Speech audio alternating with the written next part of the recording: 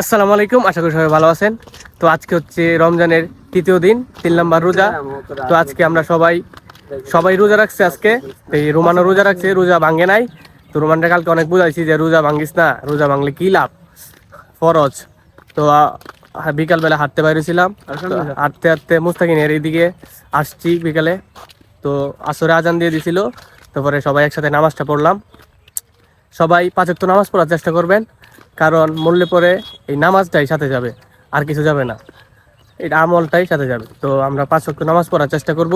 আমরা কিন্তু 24 ঘন্টায় ফোন টিপতাছি বা ঘুরতাছি, আড্ডা দিতাছি, কত কিছু। আর 5 ওয়াক্ত নামাজ যদি প্রতি ওয়াক্তে আমরা 10 মিনিট সময় দিই, সারাদিন মোবাইল টিপতারি, কিন্তু 10 মিনিট সময় দেওয়া যদি আমরা নামাজটা পড়ি, তাহলে কিন্তু নামাজটা আদায় হয়ে যায়। এই দুনিয়ার কাজও তা, হ্যাঁ, এই দুনিয়ার কাজটা হয়ে যায় মরলে পরে, কারণ নামাজ আর আমলটাই সাথে যাইব। তো সবাই চেষ্টা করবো 5 ওয়াক্ত নামাজ পড়ার জন্য। আর এখন ইফতারের আরও 1 ঘন্টা আছে, তো আমরা একটু ঘুরবো, আড্ডা দিব, তারপরে বাড়িতে চলে গিয়ে ইফতার করব। তো সবাই ভালো থাকবেন, সবাইকে আসসালামু আলাইকুম।